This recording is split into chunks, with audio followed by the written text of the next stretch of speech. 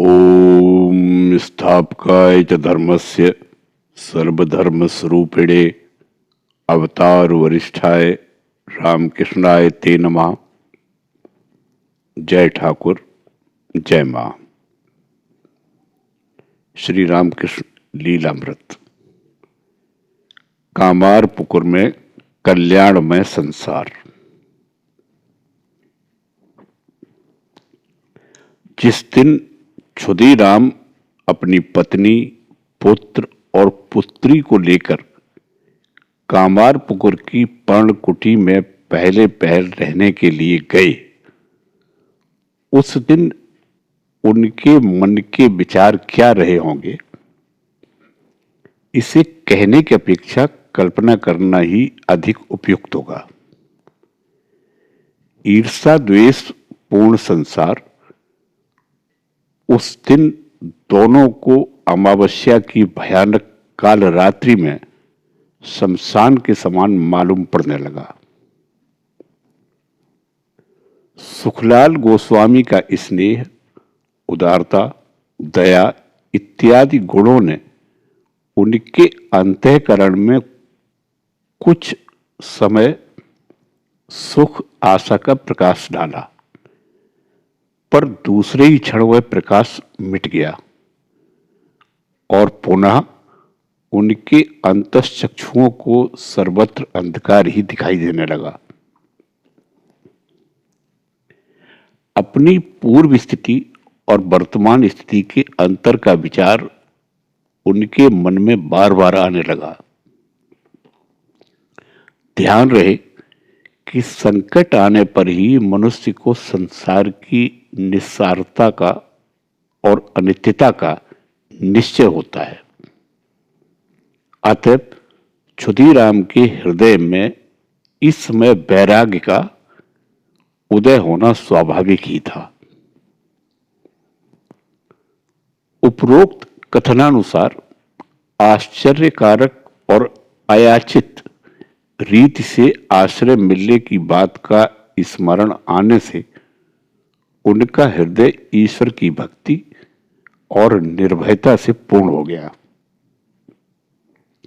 श्री रामचंद्र जी के चरणों में पूर्णतया आत्मसमर्पण करके संसार से उदासीन रहते हुए उन्होंने अपना समय अब श्री भगवान के पूजा ध्यान में व्यतीत करना प्रारंभ कर दिया।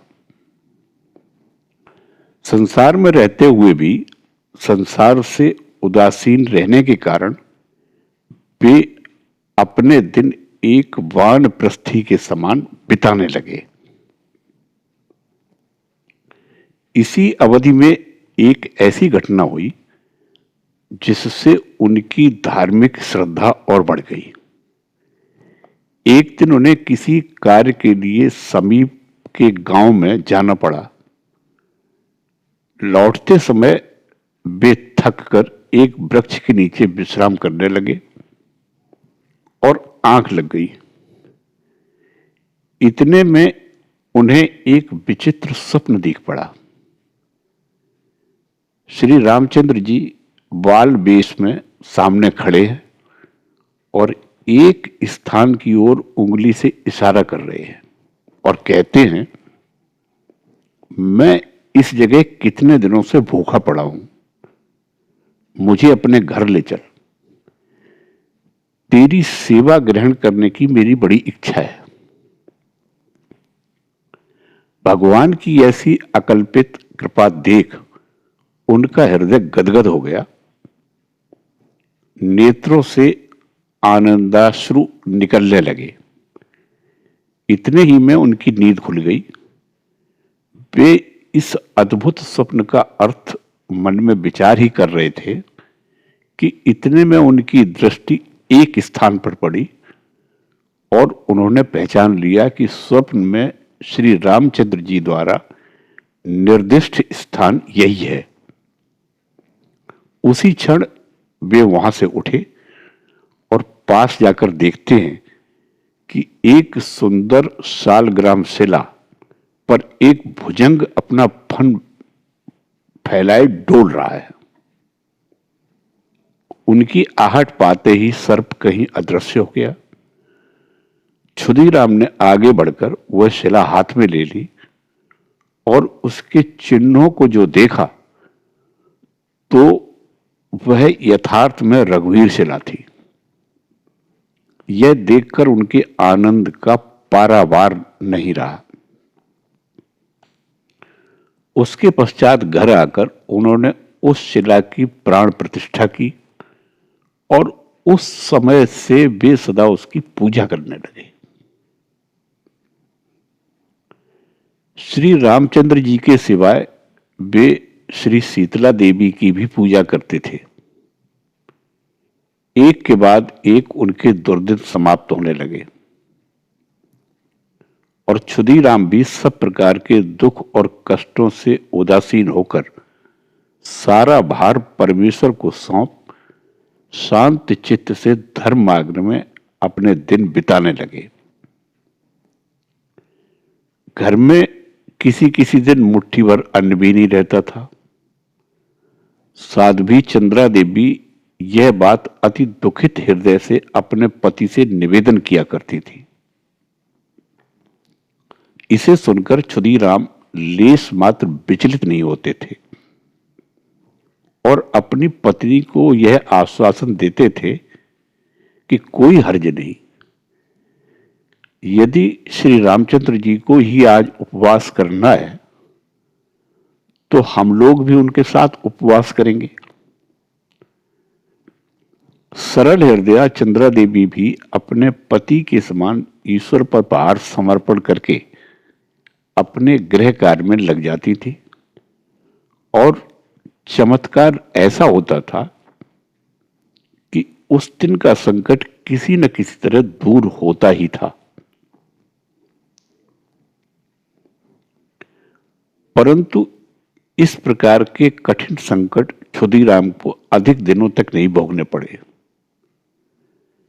श्रीयुत सुखलाल जी ने इन्हें जो 1.5 बीघा जमीन दी थी उसी में शीघ्र ही इनके छोटे से परिवार के निर्वाह और अतिथि अभ्यागतों की सेवा के लिए पर्याप्त अन्न पैदा होने लगा।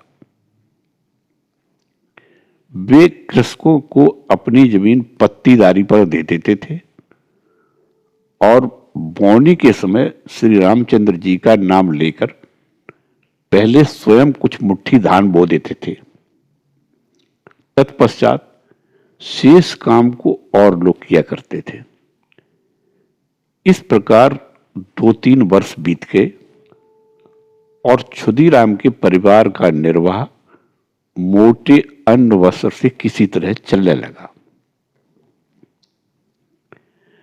पर इन 2-3 वर्षों में उनके हृदय में शांति, संतोष और ईश्वर निर्भरता जैसी दृढ़ हुई वैसी बिरलों के ही भाग्य में होती है। मन निरंतर अंतर्मुख रहने के कारण उन्हें बीच बीच में दिव्य दर्शन होने लगे। रोज प्रातः सायं संध्या करते समय गायत्री का ध्यान करते करते वे ऐसे तन्मय हो जाते थे कि उनका वक्ष स्थल आरक्त हो जाता था और मूंदे हुए नेत्रों से अविरल प्रेमाश्रु धारा बहने लग जाती थी। प्रातः समय हाथ में टोकनी लेकर पूजा के लिए फूल तोड़ते समय उन्हें ऐसा दिखता था कि उनकी आराध्य श्री शीतला देवी 8 वर्षीय कन्या का रूप लेकर रक्त वस्त्र परिधान किए हुए और अनेक प्रकार के अलंकार पहने हंसती हंसती उनके साथ आ रही हों और फूलों के पेड़ों की डालियों को झुकाकर उन्हें फूल तोड़ने में सहायता दे रही हों। इसी प्रकार और अन्य दिव्य दर्शनों से उनका हृदय सदा उत्साहपूर्ण रहा करता था और अंतःकरण के दृढ़ विश्वास तथा भक्ति के प्रकाश के मुख पर प्रकट होने से उनका चेहरा सदा तेजस्वी दिखाई देता था। उनकी धीर, गंभीर, प्रशांत और तेजस्वी मुद्रा को देखकर ग्रामवासियों के मन में उनके प्रति धीरे धीरे बहुत भक्ति और श्रद्धा होने लगी। वे लोग ऋषि के समान उनका आदर करने लगे। वे जब रास्ते से जाते थे तो ग्रामवासी अपनी बातें बंद कर देते थे और बड़े आदर से उठकर उनका सम्मान करते थे। तालाब में जब वे स्नान करते रहते तब उनका स्नान समाप्त होने तक कोई दूसरा मनुष्य तालाब में नहीं उतरता था। उनका आशीर्वाद कभी विफल नहीं हो सकता है। इस दृढ़ भावना से ग्रामवासी अपने सुख दुख के प्रसंगों में उनसे आशीर्वाद लेते थे। श्रीमती चंद्रा देवी स्नेह और सरलता की मूर्ति थी। उनकी अलौकिक दया और प्रेम से मुग्ध होकर ग्रामवासी माता के समान उनका आदर करते थे। संकट के समय उन्हें उनसे सहानुभूति और यथाशक्ति सहायता अवश्य मिला करती थी। गरीबों को पूर्ण निश्चय था कि चंद्रा देवी के पास जाने से मुट्ठी भर भिक्षा तो मिलेगी ही, पर उनके स्नेहपूर्ण और दयामय दर्शन से अंतरात्मा को शांति भी मिलेगी। उनके घर का दरवाजा हमेशा के लिए सदा खुला है। यह बात साधु, सन्यासी और फकीर लोगों को मालूम थी। पड़ोस के बालक भी जानते थे कि चंद्रा देवी के पास हट करने से उनकी मांग अवश्य पूर्ण होगी। इस तरह गांव के बाल, वृद्ध, स्त्री, पुरुष सभी क्षुदीराम की पर्णकुटी में सदा आया जाया करते थे और वह छोटी सी पर्णकुटी एक प्रकार की अपूर्व शांति से सदा पूर्ण रहा करती थी। हम कह चुके हैं कि क्षुदीराम की रामलीला नाम की एक बहन और निधि राम, कनाई राम नाम के दो छोटे भाई थे। देरे ग्राम का सर्वस्व नष्ट होने के समय रामलीला 35 वर्ष की और भाई लोग 30 तथा 25 वर्ष के थे। पश्चिम में 6 कोस पर छिलीमपुर में भागवत बंद्योपाध्याय के साथ रामलीला का विवाह हुआ था और उसे रामचांद नाम का एक पुत्र और हेमांगिनी नाम की एक पुत्री उत्पन्न हुई थी। क्षुदीराम के संकट के समय इन बच्चों की उम्र लगभग 21 और 16 वर्ष की थी। श्रीयुत रामचांद मेदिनीपुर में वकालत करने लगे थे। हेमांगिनी का जन्म देरे ग्राम में अपने मामा के ही घर में हुआ था। मामा के घर के सब लोग उस पर बड़ा प्रेम करते थे। क्षुदीराम तो उसे अपनी पुत्री के समान प्यार करते थे और विवाह योग्य होने पर उन्होंने स्वयं उसका विवाह कामार पुकुर के वायव्य में 25 कोस पर सिरुड़ ग्राम में श्री कृष्ण चंद्र मुखर्जी के साथ कर दिया। बाद में हेमांगिनी के 4 पुत्र राघव, रामरतन, हृदय राम और राजा राम हुए। क्षुदीराम के भाई निधि राम की संतान का पता नहीं लगता। सबसे कनिष्ठ कनाई राम को राम तारक उर्फ हलदारी और कालिदास 2 पुत्र हुए। राम कनाई भक्तिमान और भावुक हृदय के थे। एक बार किसी मंडली में रामचरित्र नाटक हो रहा था, उसे वह देख रहा था। राम के वनवास प्रसंग को देखते देखते वह इतना तन्मय हो गया कि सभी घटना यथार्थ हैं इस भावना से राम को वनवास भेजने के लिए कार स्थान करने वाली कैकेयी का वेश धारण करने वाले पात्र को मारने के लिए वह रंगभूमि में झाँप चढ़ा। रामलीला के पुत्र रामचांद मेदिनीपुर में वकालत करने लगे थे। उन्हें अपने रोजगार में धीरे धीरे अच्छी कमाई होने लगी। अपने मामा के संकट को देखकर वे प्रति मास 15 रुपए क्षुदीराम को और निधिराम तथा कनाईराम प्रत्येक को 10 रुपये मासिक भेजने लगे। समय समय पर अपने भांजे का समाचार न मिलने से क्षुदीराम को चैन नहीं पड़ती थी और उसका कुशल समाचार जानने के लिए क्षुदीराम मेदिनीपुर चले जाते थे और 2-4 दिन वहां रहकर कामारपुकुर वापस आ जाते थे। इसी तरह एक बार मेदिनीपुर जाते समय एक घटना हुई जिससे क्षुदीराम का अंतःकरण कितना भक्तिपूर्ण था इस बात का पता लगता है। मेदिनीपुर कामारपुकुर के नेतृत्व में 40 मील पर है। बहुत दिनों से रामचांद का समाचार न मिलने के कारण क्षुदीराम को बड़ी चिंता थी और वे मेदिनीपुर जाने के लिए घर से निकले। माघ फाल्गुन का महीना होगा। इस समय बेल के वृक्षों के सब पत्ते झड़ चुकते हैं और नए पत्ते निकलते तक महादेव को चढ़ाने के लिए लोगों को बेल पत्र बड़ी कठिनाई से मिलता है। घर से निकलने के पूर्व कुछ दिनों तक यही कठिनाई क्षुदीराम को भी हुई थी। क्षुदीराम बड़े तड़के ही रवाना हुए और 15-16 मील चलकर एक गांव में पहुंचे। वहां बिल्व वृक्ष पर हाल ही में पत्ते निकले थे।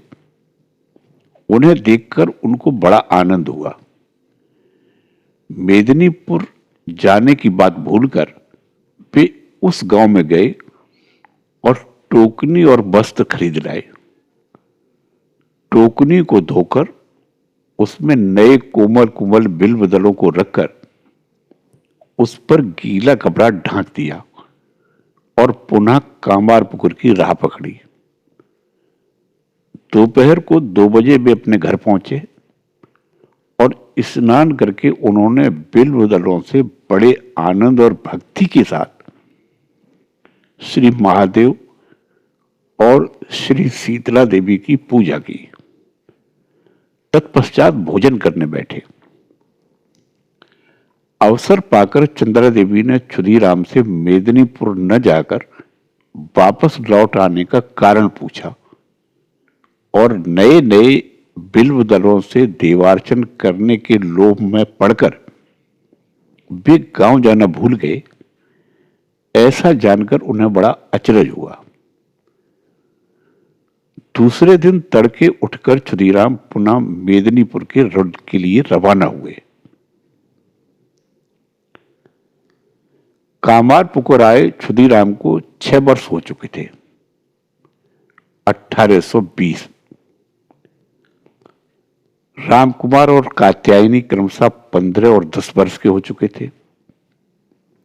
उनकी आयु विवाह योग्य देखकर क्षुदीराम ने कामारपुकुर के वायव्य में एक कोस पर आनूर गांव के कीनाराम बंदोपाध्याय से कात्यायनी का विवाह कर दिया और कीनाराम की बहन से रामकुमार का विवाह कर दिया।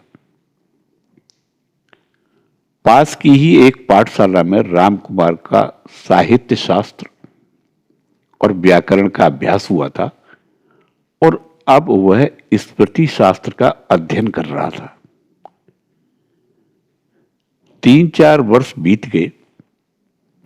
इस अवधि में श्री रामचंद्र जी की कृपा से क्षुदीराम की संसार यात्रा ठीक चल रही थी।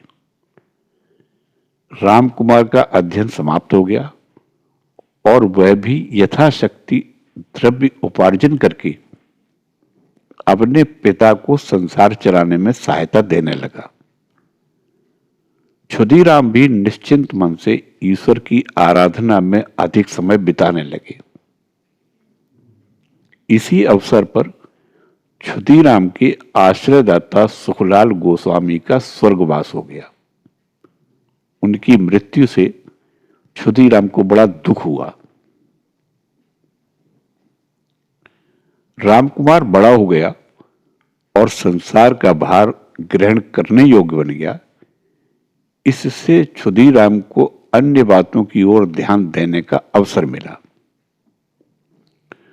उन्हें तीर्थ यात्रा की इच्छा उत्पन्न हुई और इस समय उन्होंने दक्षिण के बहुतेरे तीर्थों की यात्रा की और सेतुबंध रामेश्वर से एक बाण लिंग लाकर उन्होंने अपने पूजा गृह में रखा। यह बाण लिंग कामारपुकुर में क्षुदीराम के घर में अब भी वर्तमान है। तीर्थ यात्रा से लौटने के लगभग 2 वर्ष बाद बहुत वर्षों में चंद्रा देवी को एक पुत्र हुआ। रामेश्वर की यात्रा से लौटने के बाद यह पुत्र हुआ। इसी कारण क्षुदीराम ने इसका नाम रामेश्वर रखा। तत्पश्चात 8 वर्ष और बीत गए। रामकुमार पुराण वांचकर तथा शांति स्वस्त्यन आदि कर्म द्वारा अपने पिता को संसार निर्वाह में सहायता करने लगा। अतः अब पूर्ववत क्षुदीराम को सांसारिक कष्ट नहीं रहा। शांति स्वस्त्यन आदि कर्मों में रामकुमार निपुण हो गया था और ऐसा कहा जाता है कि इन कर्मों में उसे दैवी शक्ति प्राप्त हो चुकी थी। शास्त्रों के अध्ययन से उसे शक्ति की उपासना में बड़ी श्रद्धा हो गई थी और उसने एक गुरु से देवी मंत्र की दीक्षा भी ली थी। अपने ईष्ट देव की पूजा करते समय एक दिन उसे एक अद्भुत दर्शन हुआ। उसे ज्योतिष शास्त्र में सिद्धि प्राप्त कराने के लिए साक्षात देवी ही उसके जिव्याग्र पर एक मंत्र अपनी उंगली से लिख रही हैं, ऐसा उसे दर्शन हुआ। उस दिन से रोगी को देखते ही उसे आराम होगा या नहीं, इसकी जानकारी रामकुमार को होने लगी और रोगियों के बारे में वह जो कहता वह सच निकलता था। एक बार एक गृहस्थ अपनी पत्नी के साथ नदी में नहाने आए थे। रामकुमार भी नदी पर था।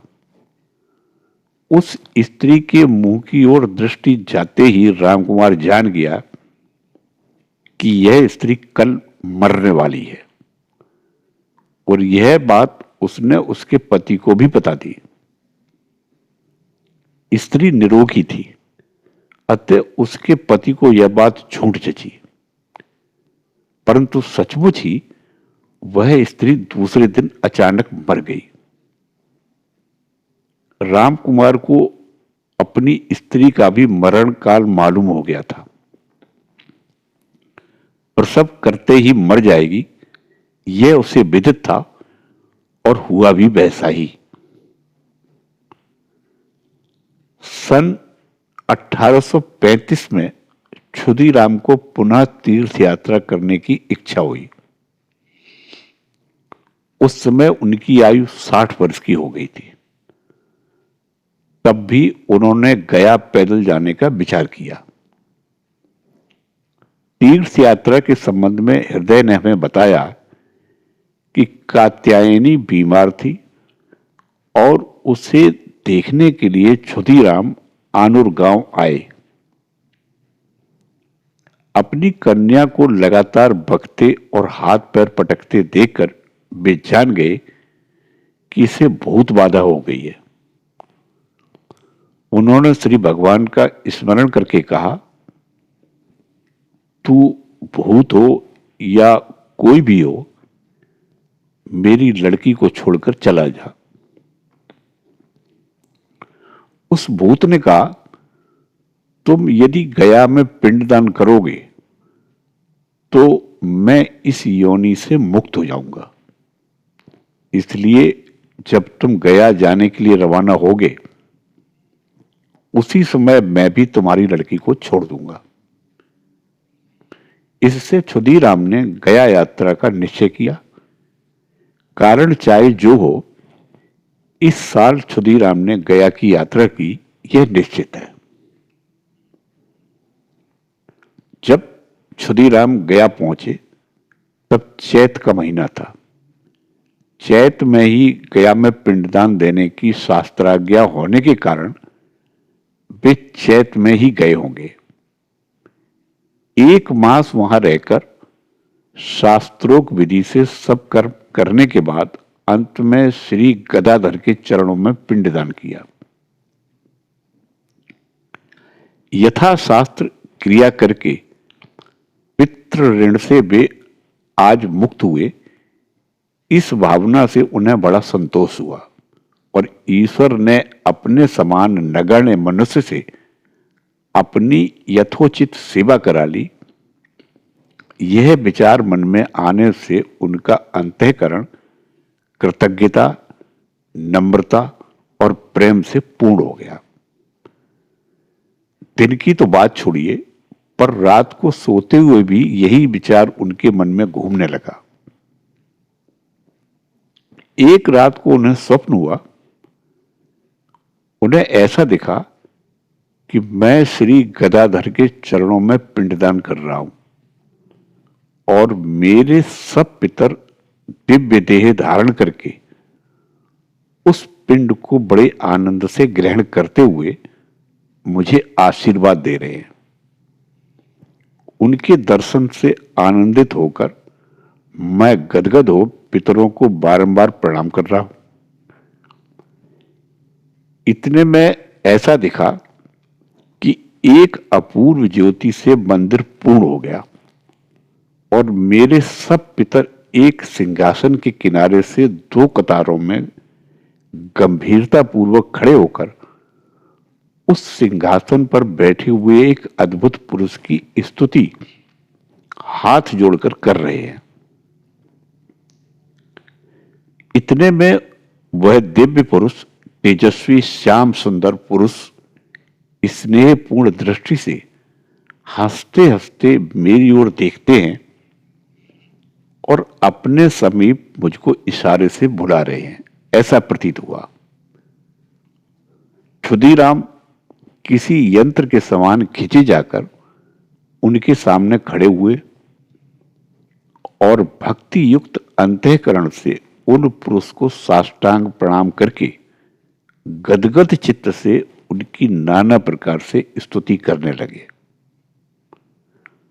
वह दिव्य पुरुष उनकी स्तुति से संतुष्ट होकर मेघवत गंभीर तथा मधुर वाणी से उनसे बोले, क्षुदीराम, मैं तेरी भक्ति से अत्यंत संतुष्ट हो गया हूं। मैं तेरे घर पुत्र रूप से अवतार लेकर तेरी सेवा ग्रहण करूंगा। इतने में नींद उछट गई। मैं कहां हूं, यही उनकी समझ में ठीक ठीक नहीं आया। धीरे धीरे उन्हें सब बातों की याद आई और परमेश्वर का नाम स्मरण करते करते वे उठकर बैठ गए। स्वप्न के विषय में उनके मन में तरह तरह के विचार उठने लगे। अंत में उनके श्रद्धालु हृदय में यह निश्चय हुआ कि देव स्वप्न कभी मिथ्या नहीं होता। मेरे द्वारा किसी महापुरुष का जन्म होने वाला है और इतनी वृद्धावस्था में भी पुत्र मुखावलोकन का सुख मिलेगा, यह उन्हें निश्चय हो गया। अंत में उन्होंने यह निश्चय किया कि इस अद्भुत स्वप्न का फल जब तक प्रत्यक्ष दिखाई न दे तब तक इस स्वप्न का वृतांत किसी से नहीं कहूंगा। तदुपरांत गया में कुछ दिन और बिताकर क्षुदीराम बैसाख मास में कामारपुकुर लौट आए। जय ठाकुर, जय मां।